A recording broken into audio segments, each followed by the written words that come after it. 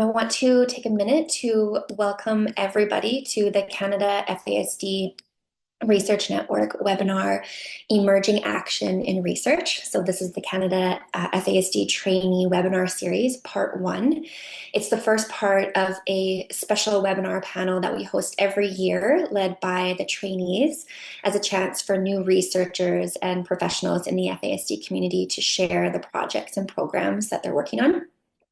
Today is the first part of a two-part webinar series, and the rest of the trainees will be presenting on June the 20th, so that we hope to see you again then. I really appreciate you all joining us today and appreciate the trainees being here and getting ready for their presentations.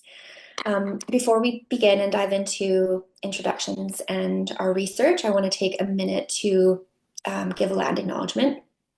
As an important step in reconciliation is the acknowledgement of traditional treaty lands and recognition for the people of the territory.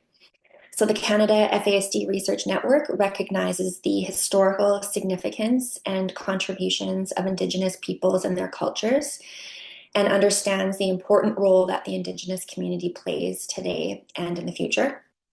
We are all joining from different places and spaces today, and we acknowledge that we live, work, and meet on traditional territories across Canada of many different First Nations, Métis, and Inuit whose footsteps have marked these lands for centuries.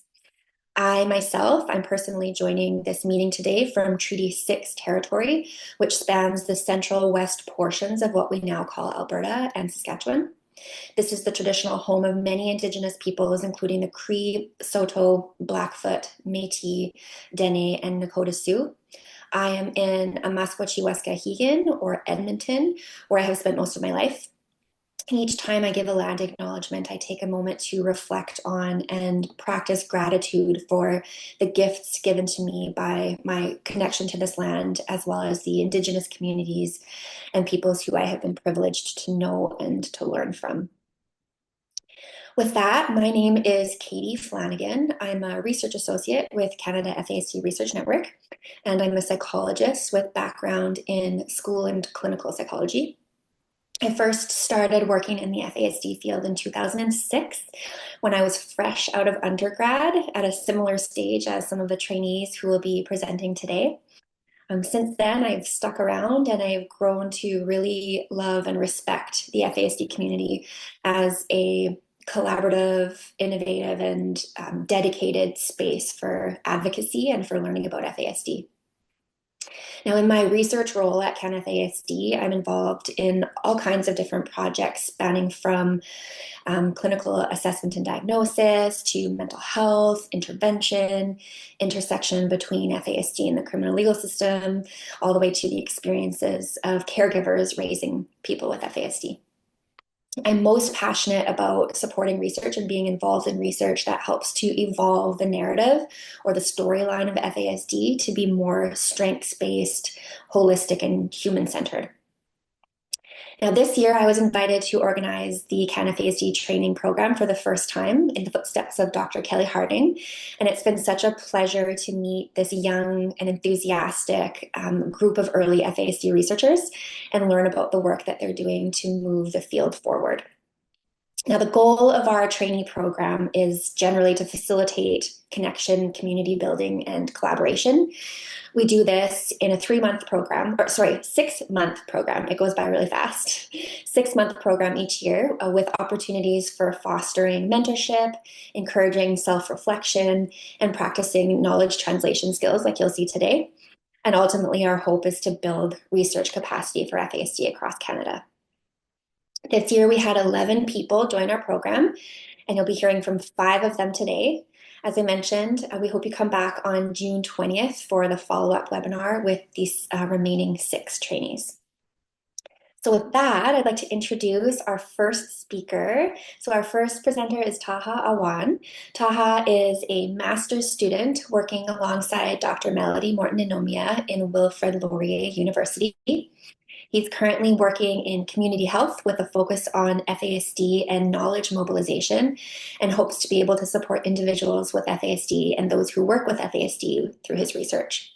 He'll be presenting today on his master's thesis project, which focuses on comparing knowledge, attitudes, and practices across health, justice, social services, education, and community organization sectors. So with that, I will turn it over to Taha. All right. Yes. So, as Katie just mentioned, yes, my master's thesis is regarding knowledge, attitudes, and practices between the different sectors regarding FASD in New Brunswick. So first, I would like to give a land acknowledgement of the Wilfrid Laurier campuses, which are located in Waterloo and Brantford, but are in reality located on the shared traditional territory of the neutral Anishinaabe and Haudenosaunee peoples, which was part of the Dishwood One Spoon Treaty. And I would like to give a personal acknowledgement of how much Indigenous research into the topic of FASD has helped me personally because they're really at the forefront of FASD research, especially in New Brunswick. Oh.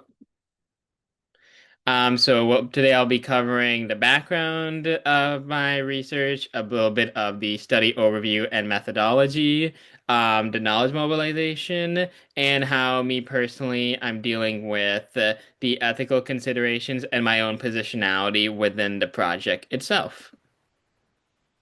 So, as I'm sure we're all aware about fetal alcohol spectrum disorder, which is the impact on the brain and body of individuals who are prenatally exposed to alcohol, which impacts 2 to 4% of the population in Canada. And for this project specifically, it was at the request of the New Brunswick FASD Center of Excellence. And in terms of my own personal research into the topic, I would like to discuss a bit about the different sectors and the importance of them, where in the background literature, we see a lack of sector collaboration and the sectors working in disciplinary isolation, with each sector having unique challenges and unique strengths. For example, in the justice sector, there's an overrepresentation of individuals with FASD, and then a unique strength is that community organizations are able to have a more multidisciplinary attitude where they can help individuals who have fallen through the cracks of these differing sectors. So the key concepts I was able to see is that there's a stigma of alcohol during pregnancy, which is combined with the hidden nature of FASD, which is compounded by the lack of an official diagnostic test requiring confirmation of prenatal alcohol exposure. And these factors severely impact the sectors that work with individuals with FASD. And because they work in disciplinary isolation, it means that each of them have to start from the ground up, trying to work with individuals with FASD. And certain sectors have more knowledge than others, such as the health sector has more in comparison to the justice sector. And community organizations want to work in multidisciplinary methods, but oftentimes there's a lack of consistent communication across the sectors because they don't have the proper training to actually share the information across the different sectors. So the key debates, controversy, and gaps that I want to hopefully address with my research is how do we help reduce the lack of capacity, the lack of consistent information, and how do we improve and consider strength-based research? And I believe that a way to address this is by addressing the gaps in cross collaboration across the sectors. Because if the sectors are able to share the information they have, it will be able to address the lack of consistent information and prevent each sector from having their own views and perspectives that might not have the same amount of truth as what other sectors may have because they have been able to have training that other sectors weren't even offered in the first place. So I wanted to measure the differences between the five sectors and in specific the knowledge, attitudes, and practices, and comparing how the knowledge and attitudes can influence practices and how to compare the sectors and fill the gap. So in more specific terms, do certain sectors have different knowledge and other sectors? Do different sectors differing knowledge levels cause different types of practices to be formed? Does it influence the way that they communicate with individuals with FASD? So, a brief overlook of the study origins is that it was requested by the New Brunswick FASD Center of Excellence, which is the only bilingual center of its kind that offers support for FASD in New Brunswick. And my focus is in covering all the sectors to fully utilize all the data we had collected and hopefully, in turn, encourage more research of this type.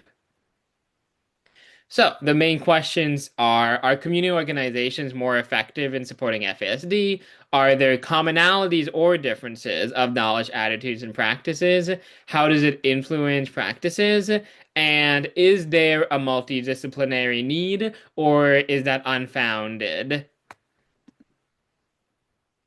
So the relevance and importance of this study is that it's the first of its kind. It's the first to do evidence-informed findings instead of simply a literature review. And even the literature reviews that existed are not of all five sectors that have been mentioned. It is important to mobilize knowledge for stigmatized groups, and the knowledge users of this research are themselves key partners in FASD research, as the center will be able to communicate with frontline workers in each sector. So my research is a mixed methods exploratory design, which in simpler terms means that I will be using both survey results and interviews that have been done with individuals from each of the five sectors, which will allow me to have an in-depth analysis of both the survey results, which were more focused on knowledge and attitudes, and the interviews, which allow me to examine the real practices that the individuals from each sector had done. So I would just like to represent where I am at in this project, in this knowledge mobilization process, is that all the data has already been collected in our lab, which means that I can be focusing on the data analysis portion and aiding in the knowledge mobilization efforts. So the data was a survey and interview that was made alongside with the center, who are experts in FASD. The surveys took 8 to 10 minutes, and interviews took 30 to 45 minutes. We managed to get 400 respondents across all the sectors, which was a lot of respondents, and there were different levels of interviews in each sectors. Here's a brief figure of how it went for. We had the survey in New Brunswick. Different participants across different organizations responded. The survey was done. They could do an interview if they requested it, and there was a chance to win a gift card.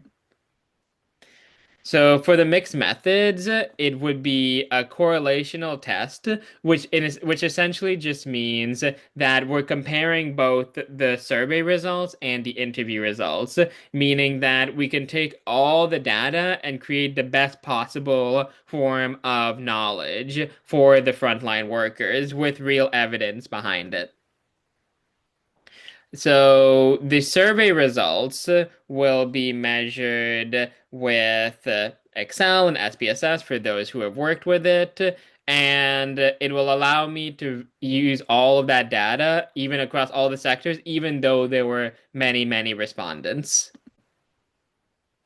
The interviews are being done with a program called NVivo, and we will be examining specifically the practice portions of the interview, which means that we would be able to examine the practices across all of the sectors.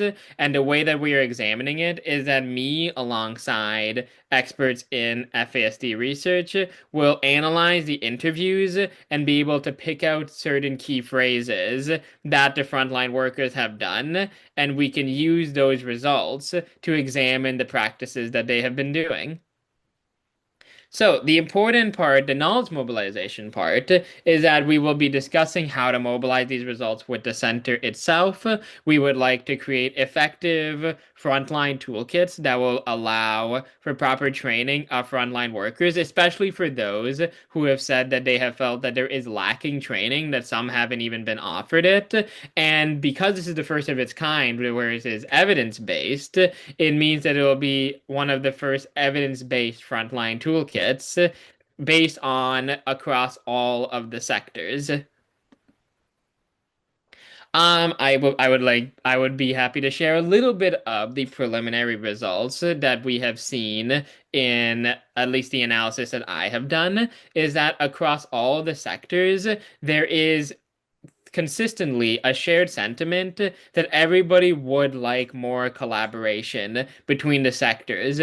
Most do not want to work in disciplinary isolation. They would love the ability to not have to start from zero once an individual FASD comes to them. They'd like to work alongside the health sector to see what the health sector did, what kind of work they've done with them. The community organizations would love to be able to work alongside the justice sector to prevent lack of information influencing what kind of outcome individuals with FASD receive. And there is a lot of room for interesting studies with this research. It can encourage this more in-depth analysis of all of these different sectors, because some sectors have been more focused on than others, like such as social services and health, and justice, education, community organizations deserve the same level of research that those other sectors have received. Thank you all for listening. Thank you so much, Taha. I really appreciate that. And I'm, as a person who is fairly isolated in my discipline, what was the term you used? Disciplinary. Disciplinary isolation. Yeah, I think we all can kind of relate to that. And I'm looking forward to hearing your results. So thank you so much for sharing. Okay, our second presenter is Christina Fordes. Christina is a graduate research assistant and Master of Education student in the School and Clinical Child Psychology program at the University of Alberta. She holds a Master of Science in Pediatric Psychosocial Care from McMaster University and a Bachelor of Arts in Psychology from the University of Alberta. Christina is also a certified child life specialist, supporting critically ill children and their families at the Stollery Children's Hospital. Her clinical expertise lies in pediatric oncology and addressing trauma related to hospitalization in youth. In Christina's presentation today, she'll provide an overview of current research on the diagnosis, intervention, and support practices for FASD across Canada, the US, Australia, and New Zealand, with emphasis on how Indigenous communities are included or excluded in these processes, highlighting key gaps and culturally responsive practices. So with that, Christina, go ahead. Great. Thank you so much. Here, I'll just start. I'll share my screen. Okay, so welcome everyone, and thank you for being here today. My name is Christina, and I'm a graduate student in the School and Clinical Child Psychology program at the University of Alberta. I'm also a trainee with the Canada FASD Research Network and part of a research team working on the development of a Canadian FASD Indigenous Framework project, which is what I'll be discussing today. So today I'll just be updating on our research project focused on developing the Canadian FASD Indigenous Framework, and I'll be walking you through the purpose and goals of the project. But the main focus of today's presentation will be on where we currently are in developing the literature review, particularly the realist review that underpins the framework. Okay, so I want to begin by acknowledging that I'm presenting today from Treaty 6 territory, a traditional gathering place for many Indigenous people. I express my gratitude and respect for the First Nations, Métis, and Inuit who have cared for these lands for generations, and we recognize the importance of grounding this research in an understanding of place, history, and relational accountability. All right, so this is a very quick presentation overview of just what we're going to be talking about today. So I'll go into the background and purpose and the project objectives, but like I said, I really do want to focus in on the literature review progress and then the next steps following our trajectory and plan for the project. Okay, so this is our team. I am a research assistant along with Jasmine Kowalski. We are both part of the SCCP program. Jasmine is in her, or just completed her first year of her PhD, and I just completed my first year of my master's program. And we are both under the supervision of Melissa Tremblay, who is our principal investigator, who is also a liaison for CanFASD. So she's a familiar face to some of you. Okay, so why this project matters. So FASD is a serious public health issue with wide-ranging impacts. Indigenous communities in Canada experience unique challenges related to FASD that stem from intergenerational trauma, colonial systems, and systemic healthcare inequities. Although FASD is unequivocally not an Indigenous issue, Indigenous people face impacts that are unique and compounded by lack of access to culturally safe services and existing health inequities. So our goal is to create a culturally safe framework, and one that doesn't impose a Western view of care, but is instead informed by Indigenous perspectives, values, and lived experiences. All right, so we have two main objectives for this project. They're to develop an FASD framework that supports assessment, diagnosis, and intervention in a way that is respectful, community-driven, and rooted in Indigenous knowledges. So this framework must be useful for service providers, policymakers, and community members alike. So our research approach is using community-based participatory research that are guided by Indigenous research methods, as well as a community advisory circle. So there's an emphasis on collaborating with Indigenous communities, working with them, and not just studying the communities as a whole. So our methods are iterative and responsive to community input, and we are prioritizing Indigenous governments and ethics throughout the research process. So this is our basic research timeline. So the proposed project is over 3 years. Currently, we are in year 1. So I began this project with Jasmine as a research assistant under Melissa in the fall of 2024. And the realist review is the process that we're on right now. So the following slides are going to highlight what our review so far has yielded and the information that we're excited to share so far.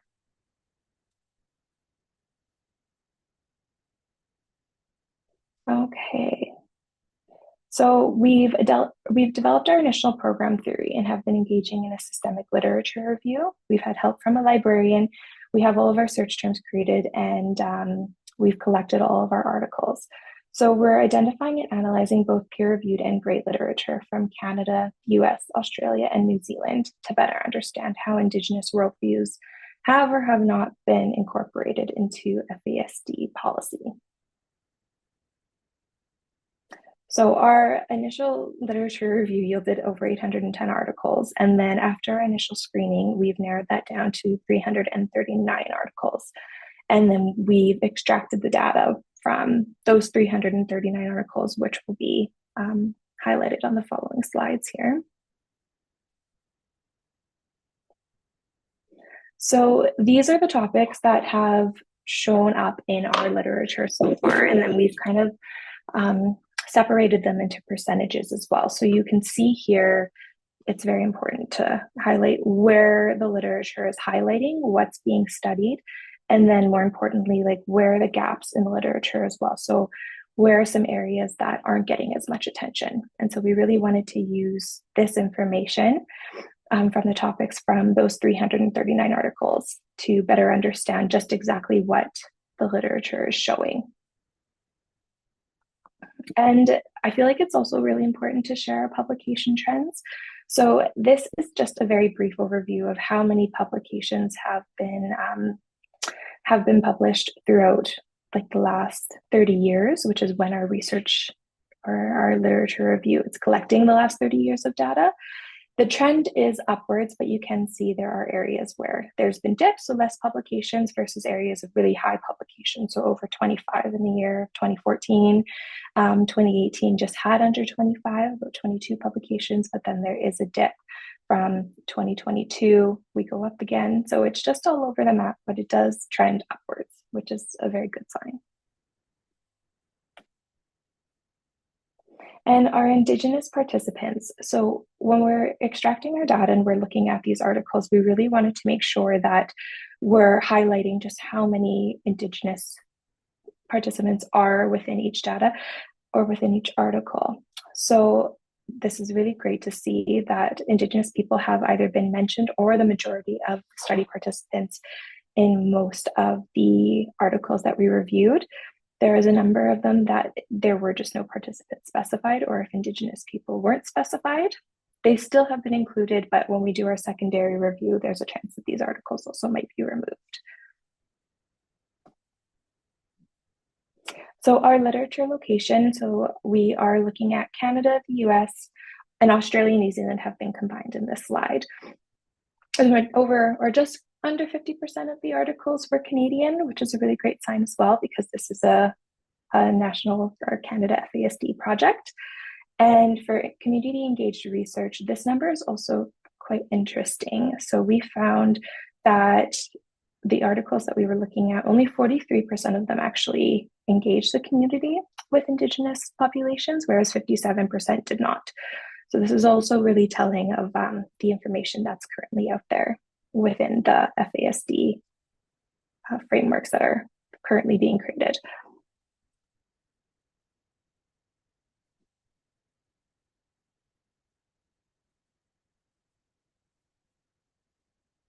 Okay, so why this literature review is so crucial. So this informs the survey and dialogue content with clinicians and families, and it helps to identify those gaps in FASD assessment, diagnosis, and support for Indigenous people.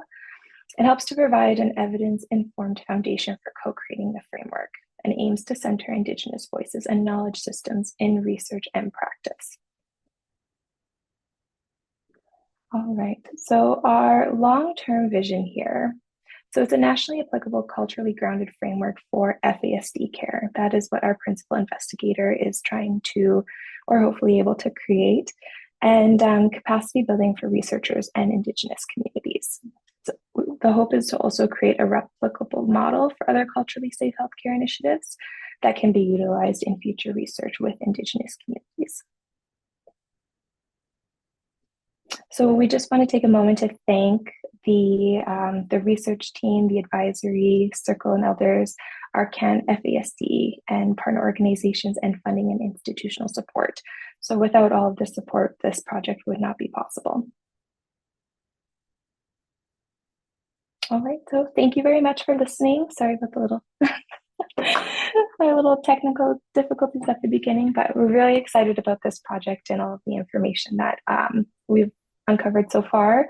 Our next steps are going to be sharing this information with our community circles, and then going on to do our secondary screening process.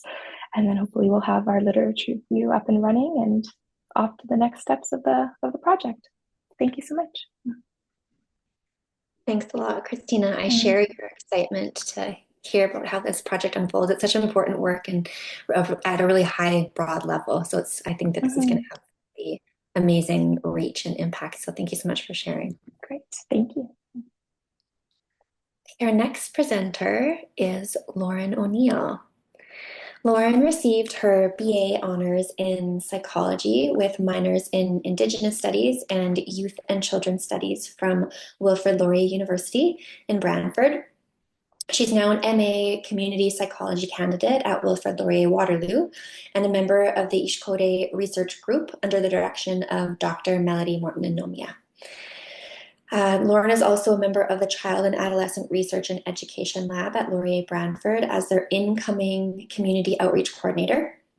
She's passionate about social determinants of health and system-level approaches to supporting well-being of families and youth.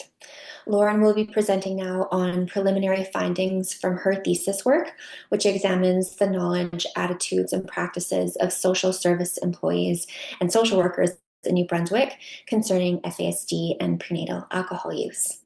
So thank you, Lauren, and you can go ahead. Okay, thank you, Katie, for the introduction. My name is Lauren O'Neill. For those who haven't met me, I'll be presenting on some preliminary findings from my thesis research, which looks at the knowledges, attitudes, and practices of social workers concerning FASD and prenatal alcohol use in New Brunswick.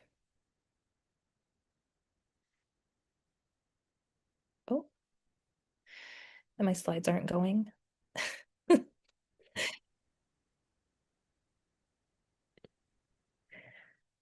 I live and work on the unceded territory of the Anishinaabe, Haudenosaunee, and Neutral peoples between Waterloo and Brantford, Ontario, which are also part of the Dish with One Spoon Treaty, which teaches that we are all responsible for the viability and health of these lands for the generations yet to come.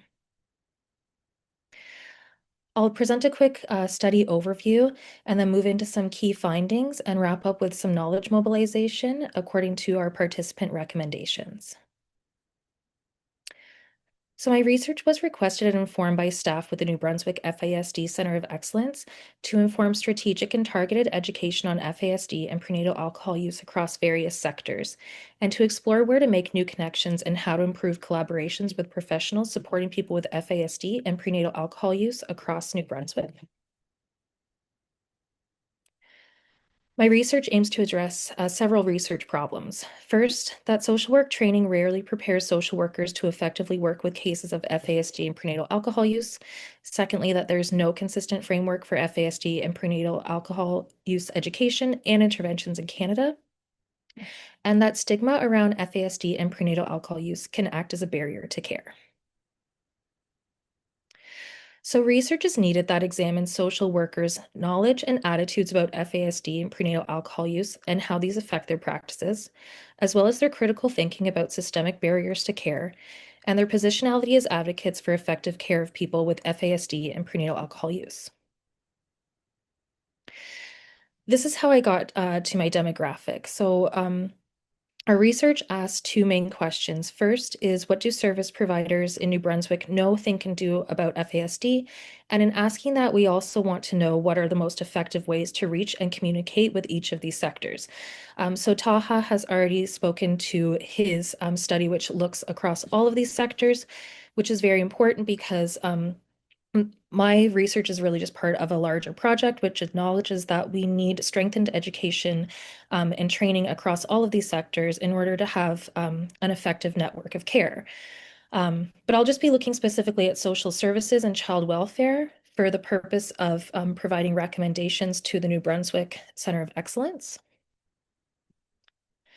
But for my thesis work, I am taking data from the social service sector and comparing the knowledges, attitudes, and practices with employees in social services to social workers in the remaining sectors of justice, healthcare, education, and community organizations. So to get there, in our larger demographic part of the survey, we asked participants to choose which statement best describes their role or connection to FASD, which then leads them to a tailored survey. And then within those surveys, there is the question of what their current job title is. So I extracted data from anybody who specified that they are a social worker within the sectors of justice, healthcare, education, and community organizations. And then I will be comparing their knowledges, attitudes, and practices to employees in social services and child welfare. For simplicity, I'm just going to refer to these two groups as either social services or social workers in other sectors. So we developed the data collection tools and recruitment strategy in partnership with the Center of Excellence, and then obtained research approval, ethics approval, and then collected data via 10 to 12 minute online surveys and 30 to 45 minute online interviews. I have analyzed the survey data using descriptive statistics and the interview data qualitatively using interpretive phenomenological analysis. And I am now at the point of sharing key findings and writing my thesis. Just a quick look at demographics. So I have 26 participants in social services, and then 9 social workers in health, 1 in justice, 2 in education, 2 in community organizations, which is not an ideal number, but this does speak to the difficulty of recruitment for research within the social work field. However, we do have a nice range of years of experience within the field. So a lot from the 1 to 10 year range, but then we are also getting a good amount of participants that have 20 to 25 plus years of experience. And then in terms of area of employment, it's important to note that in the field of social services, Most participants are employed within the New Brunswick's Department of Social Development. And for social workers, most participants are in the field of addictions and mental health. For my for my interviews, I have 2 participants that are employees of the Department of Social Development with 30 plus years of experience, as well as a participant working in adult addictions and mental health with the Horizon Health Network. Our study acknowledges that knowledges, attitudes, and practices do not exist in independent silos, but rather they have a cyclical relationship where they all inform each other. So I'll just start with presenting some key findings pertaining to knowledges, which asks what do people know about FASD and prenatal alcohol use? When we ask people to report about their understanding of FASD versus their understanding of FASD-related needs, we can see here that looking at employees in social services, it's almost the same. However, we have a lot more people here who feel confident that they do not have a good understanding of FASD-related needs versus understanding of FASD. And then when we look at social workers in the other sectors, the confidence and knowledge drops. So we have a bigger gap of people who feel confident about their knowledge. So they feel that they have more knowledge about FASD versus FASD related needs. We are also seeing that there is a strong knowledge of prenatal alcohol use with low FASD awareness across the fields. So when asked if there's a safe amount of alcohol that can be consumed in pregnancy, 100% of social workers got it right that that is untrue, which is what we want. Drops down to 85 when we look at social services. And then when we ask about prevalence rates of FASD, not so great. So it is estimated that 4% of Canadians have FASD, 76% in social services got this correct, and that drops down to 43% when we look at social workers in other sectors. We are also seeing uncertainty about pregnancy in New Brunswick. So it is true that 63% of pregnancies in New Brunswick are unplanned, and only about 60% of participants got this correct. And we are concerningly seeing a lack of knowledge about FASD across the 2 groups. When asked if people with FASD often have IQ scores in the normal range, only about 20% of respondents got this correct, that the answer is true. In terms of training, slightly more people in social services have completed FASD-related training compared to social workers in other sectors. However, it's both around 50%. But those in social services have a lot more diverse and specialized training. And this is why I say it's important to note that most of the participants in social services work with the Department of Social Development. The Department of Social Development provides their own training and learning portal, which was developed in partnership with the Center of Excellence. So through this portal, social workers employed in social services are getting like a really specialized and big range of training. Social workers in other sectors are more so left to their own devices and are getting very like surface level training. Okay, so we'll look at a bit of the attitude section, which asks, what do participants think about FASD? This is a word cloud representing the participants in social services. And the responses when asked to describe how they would feel if they saw a pregnant person drinking alcohol. We can see that the majority of responses express concern. Many still express negative feelings, which I have highlighted in red. And then blue and purple represent more so responses of concern, withholding judgment, wanting to inform and offer resources, have a much more positive connotation to them.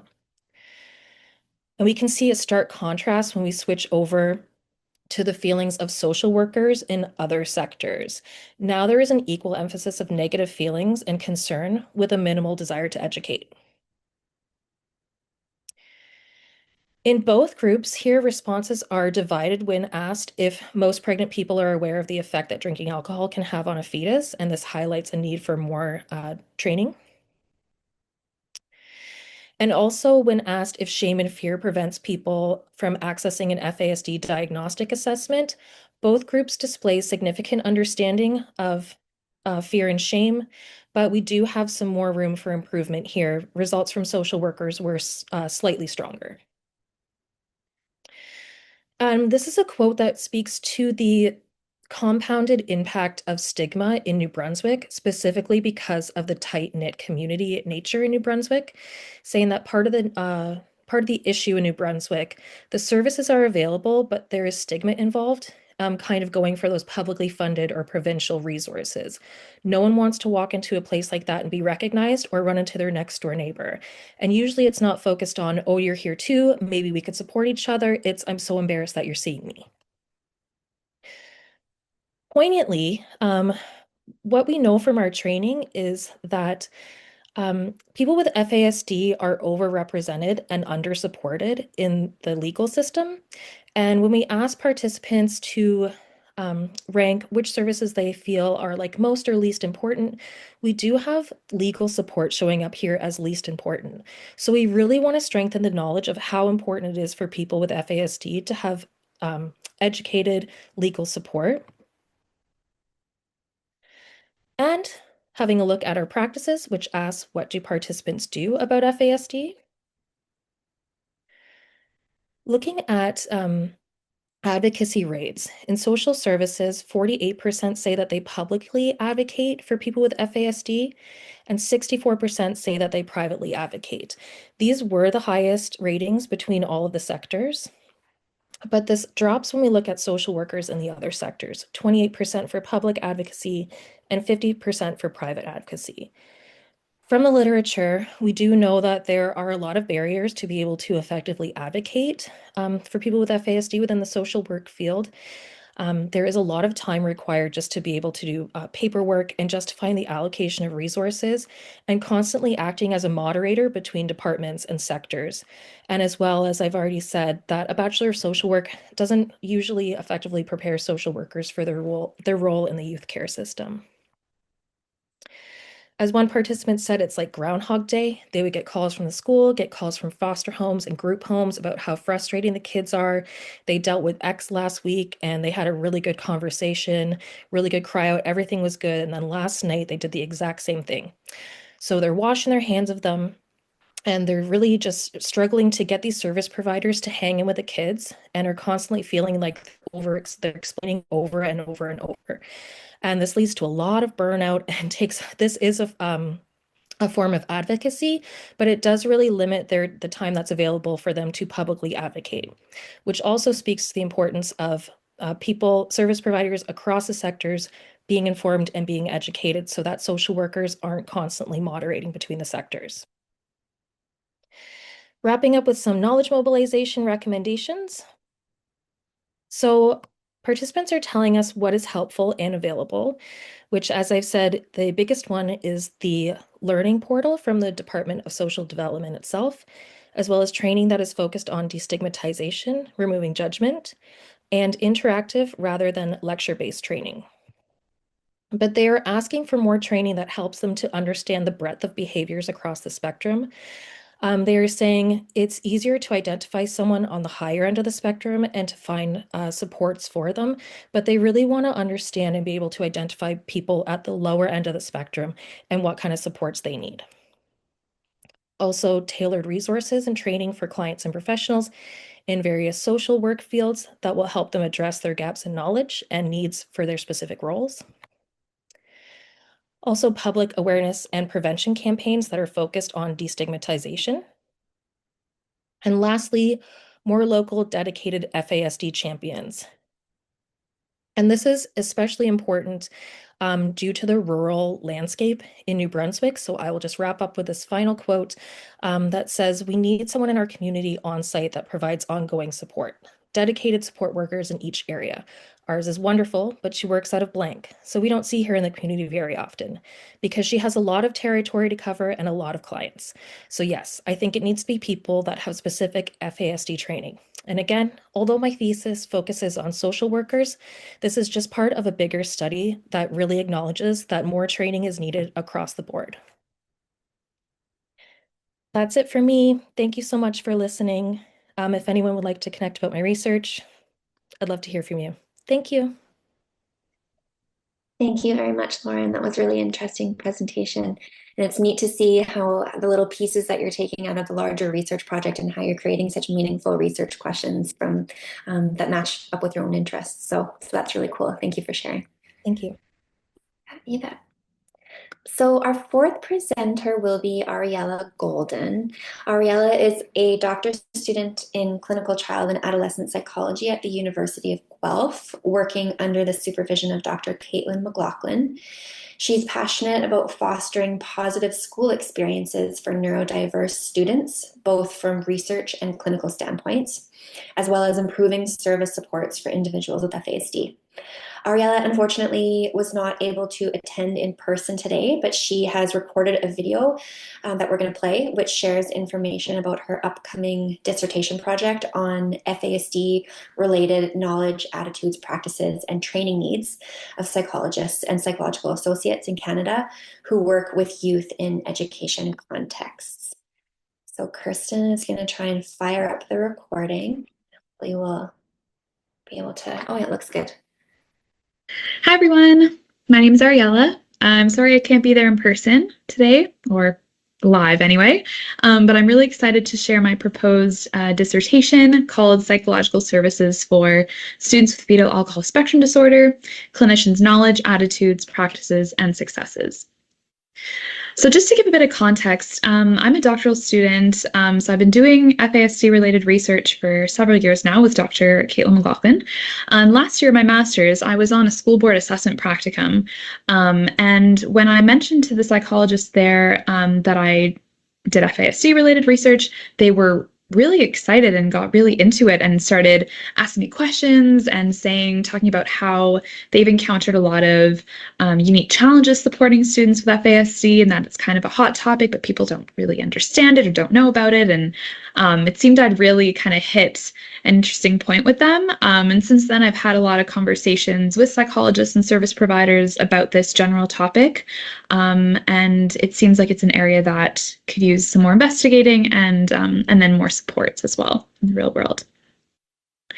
So students with FASD often experience challenges in school contexts, and this includes academic challenges, behavioral and social, and a lot of these have to do with just unique and complex contributing factors relating both to their own presentations of FASD as well as broader social and systemic factors that might also be associated with having FASD. And relative to other neurodevelopmental disorders, FASD is often under-recognized, misunderstood, and stigmatized, which definitely doesn't help these students thrive in school environments. It's kind of painting a grim picture, but it's certainly not to say that students with FASD can't have positive school experiences, because they do. They certainly do, and there's a growing body of literature that's been highlighting the positive experiences that they can have and the factors that contribute to that. And something that has really come across is that having effective supports is really critical to help these students thrive. Just like any students, having appropriate supports can make it a huge difference. And there's also a growing body of literature looking at effective approaches to support students with FASD at school. Some of these are listed here, but there's been more attention in recent years been given to that. And I'm a psychology student, so of course my mind goes to psychology, but psychologists and psych associates really have the potential to make a positive difference in students' trajectories. Psychologists can get involved in many different ways through assessment, intervention, consultation, if they are adequately prepared. So just like students need effective supports, psychologists do too in order to do a good job. And so even though there has been more attention paid in recent years to ways to support students with FASD, there seems to be a gap between the research that's going on and practice, as educators and psychologists in and outside of Canada often feel underprepared to understand and support students with FASD. And this is a pattern not just in education and psychology, but across many sectors in society, health, social service, forensic sectors, where there's this kind of gap in understanding and gap in confidence when it comes to supporting people with FASD. So we don't really know what psychologists and psych associates in the education sector know what they're doing. So there is kind of a gap there when I was trying to understand what it looks like in Canada in this field specifically. But the limited research out there suggests probably similar trends. So that kind of brings me to, as a researcher, what can I do? What can the next step be? And so I think it's really important to first understand what psychologists and psych associates and education sector think, believe, and do when it comes to FASD, like what's going on the ground. And second, seeking to improve their sense of preparedness in supporting students with FASD and have them be utilized more effectively to make a positive difference in students' trajectories. And so I've talked for now quite a bit about the first part, about the importance of understanding kind of what is going on at present, what people know, believe, and do. But for that second part, to improve sense of preparedness, there are kind of two ways to go about this, and I think both are really important. The first is to identify prevailing barriers and needs of psychologists and psych associates, and the second is to identify effective strategies and practices that have been working thus far for some people, and seeking to know more about that and have those be expanded. And so I'm planning on incorporating both of these, but I think the second is particularly important because, as many of us are probably familiar with, the FASD literature tends to focus a lot on deficits and gaps, and in more recent years, there's been a growing strengths-based literature, which is really awesome and can promote positive outcomes and resilience. And this applies to individuals with FASD, but also, I'd argue, to those supporting individuals with FASD, because it can get easy to get bogged down in the things that aren't going so well or challenging, but there are a lot of successes out there, and so trying to kind of balance that narrative as well, and learning from other successes can aim to do that and can be motivating and inspiring to other clinicians. So that brings me to the study that I'm proposing, which is a mixed method study involving a survey and individual interviews with psychologists and psych associates in the Canadian education sector. And I say this kind of broadly because psychologists and associates can get involved in many different ways in education, like I said, and so want to be able to include those working in schools, but also outside of schools in things like private practices, community settings, as long as they kind of have involvement in supporting education. So my research questions are, first, what are FASD-related knowledge, attitudes, and practices among psychologists and psych associates in the Canadian education sector? What are their perceived barriers and needs to effectively supporting students with FASD? And then I want to kind of dive deeper into the conditions under which psychologists and psych associates develop preparedness and self-efficacy, and then also better understanding what systemic changes do they recommend to facilitate supporting students with FASD. So I envision doing a survey first and have it try to be really broad, Qualtrics survey online with multiple choice, Likert type, and open-ended questions, geared at psychologists and psych associates across the country who work with students in educational contexts.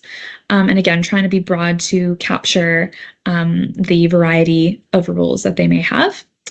And recruiting through national and provincial associations, school boards, and trying to get the word out at conferences and meetings. We've been kind of toying with an idea potentially of offering some kind of knowledge translation product, and kind of incentivizing people to get involved by then offering some kind of like knowledge product. So yes, thinking about that right now. And I'd look at, like I mentioned, knowledge of FASD, attitudes, including attitudes towards individuals with FASD and one's own sense of preparedness to support them, their confidence, and then practices. I see this being kind of a big chunk of the survey, understanding what people's education and training regarding FASD has been, what is their involvement with students with FASD, what strategies do they use, what referrals have they made to get a sense of what's going on, and then understanding their perceived barriers and needs to more effectively supporting this population. And I think it would be, it's valuable and interesting to look also relative to other neurodevelopmental disorders, what do people know, think, do, to see kind of what are the areas where FASD, there are things that are particular to FASD. And so the survey is kind of descriptive, trying to get a lay of the land.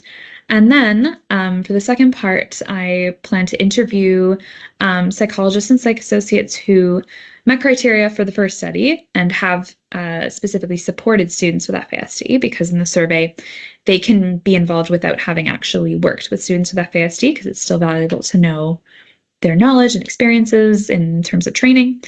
But with these interviewees, specifically interested in people who have self-identified success or a high sense of preparedness supporting students with FASD. So kind of people who have had experience and positive experience that they can speak to, and getting more into their experiences supporting students with FASD, what they've learned, challenges and successes, and the factors that they see as supporting these or facilitating these successes. And then I think it would be really great to have kind of their wisdom of if they could see change in the system to better support them and others in roles like them, what would that look like? And analyzing this information with content analyses to kind of look at what their thoughts and ideas are. So overall, like I mentioned, better understanding the gaps, misconceptions, barriers, and needs of psychologists in Canada can lead to more informed and effective training, supports, and also messaging to ensure that they're better supported and can make a positive impact in students' lives. And then exploring the successes and facilitating factors can really help to balance that narrative again and highlight the successes that are certainly already out there, and empower other professionals to be effective supports in the lives of these students. Thanks so much for listening. And if you have any comments, questions, things that come to mind hearing my presentation, I would love for you to reach out to me. My email is ariella@uoguelph.ca. Thanks so much. That was a great presentation, and it's unfortunate that Ariella can't be here to answer questions later on, but I'm glad that she was able to share that with us. Okay, we have one more presentation from Serena Sidhu. Serena is a recent graduate from the University of Saskatchewan with a BSc Honors in Psychology. Her interest in FASD began while working with Dr. Mansfield Mella's research team, which inspired her to focus her honors project on the topic. Since then, her passion for this field has only continued to grow. And today she'll share her research on the perceived impact of a strength training intervention on mood and behavior of children and adolescents with FASD. So Serena, you can go ahead and share your slides. Looks great. Perfect. Hi everyone, my name is Serena, and today I'm going to be presenting on exploring the impact of physical exercise on cognitive and behavioral outcomes in adolescents with FASD. Before I begin, I just want to do a quick land acknowledgement. Currently, I am located and presenting from Surrey, BC, which is situated on the unceded traditional territories of the Coast Salish people, including the Katsi, Kwantlen, and Semiahmoo First Nations. I also just want to quickly mention that my project is part of a much larger broader research study. That project focuses on both a quantitative as well as a qualitative aspect. My portion, the one that I'm going to be presenting on today, is just going to be focusing on specifically of that qualitative portion. So just to begin, I know we've talked about FASD quite a bit, but I just want to introduce the topic really quickly. So FASD stands for Fetal Alcohol Spectrum Disorder, and it's used as a diagnostic term to describe the lifelong impairments or impacts of prenatal alcohol exposure. This definition has been changed quite over time, but this is one of the most up-to-date definitions. Some of the lifelong impairments include deficits in attention, executive functioning, and behavioral regulation. And there have been interventions that have been created to combat these specific deficits, such as the ALERT program, the Math Interactive Learning Experiences program, as well as caregiver and parental interventions. But the role of physical activity has remained relatively unexplored. So, some of the general benefits to exercise are that it improves mood, cognition, attention, sleep, as well as self-esteem. These benefits directly address some of the core challenges that are faced by individuals with FASD. And so one of the reasons that we propose this as an intervention method is because it kind of directly addresses those challenges. So my research question was, what are the impacts of a strength training program on adolescents with FASD? And to kind of answer this question, we created this strength training intervention program in partnership with the Saskatchewan FASD Network, as well as the Saskatoon Weightlifting Association. And then I had conducted semi-structured interviews to gain valuable insights into how the program affects the mood and behavior of the people that were participating in the program. To analyze this data, we followed Braun and Clark's 2023 thematic analysis framework using a more reflexive approach. So we developed all of our codes from the transcripts itself. Nothing was predetermined. So, from the transcripts, there were two overarching themes, one of them being benefits to physical exercise, and the other one being barriers to interventions. And within these larger themes, we had the sub themes as well. So, then for benefits to physical exercise, the sub themes were physical benefits, emotional benefits, and social benefits. And then for barriers to intervention, we saw stigma and cost. Starting with the physical benefits, one of the main things that the Guardians had reported were an increase in physical strength. So they had mentioned that they would overhear the adolescents saying things like, oh, like I'm really strong, I'll do it. And what they're referencing here are chores that may have been a challenge prior to beginning the intervention program. So the example that the Guardian had given was for this participant, it was a challenge getting them to walk the dog. But then, ever since they had started the intervention program, they had a more positive attitude towards not only that chore, but many other chores as well. Talking about, oh, like they're so strong, so they'll be able to do it. So this kind of just illustrates how engaging in regular physical activity not only increases strength, but it also increases willingness to participate in other tasks as well. And these findings are also backed up by other researchers. For example, there was a study by Marino Andres back in 2022. And they had conducted a study looking at the effects of a strength-based exercise program on individuals with developmental disabilities. And their research had highlighted significant enhancements in not only muscular strength, but overall energy expenditure, which is kind of a way to explain why they were more likely to do these other chores because they had more energy to do so. The other things that we saw were healthier eating habits as well as improvements in sleep. So here the Guardian reported that they were eating more balanced meals, so maybe less carbs and more veggies and fruits. And then for improvements in sleep, they said that they specifically the days that they would have the exercise, they would sleep better. So the sleeping better didn't necessarily last all week long, but it was specific to the days that they would have the exercise. And there's a lot of research that has shown that individuals with FASD have abnormal eating habits, and they also have disrupted or sleep disturbances, or like they're also more likely to have insomnia. And there's been past research done that showcases that a structured exercise program can kind of help with those symptoms of insomnia. That research was specifically related to people with autism, but while the populations differ, the similarity in outcomes suggests that there might be a broader link between regular physical activity as well as sleep regulation in individuals that may be having these neurodevelopmental disorders. Moving on to the more emotional benefits. So I kind of mentioned this a little bit earlier, but we've also seen a more positive attitude towards exercise. So this Guardian had reported that one of the adolescents, she used to be so adamantly against exercise. And now ever since she's come to this training program, she's been a lot more willing to do it, and she's really enjoyed coming here.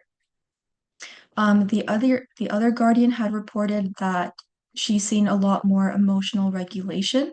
So, for example, they had mentioned that if she's feeling stressed out or something, she'll go and she'll jump on the trampoline because she's starting to recognize that physical activity is good for her and it's starting to help her regulate. And then she can even get through stressful situations without needing extra medications, which may have been her go-to in the past.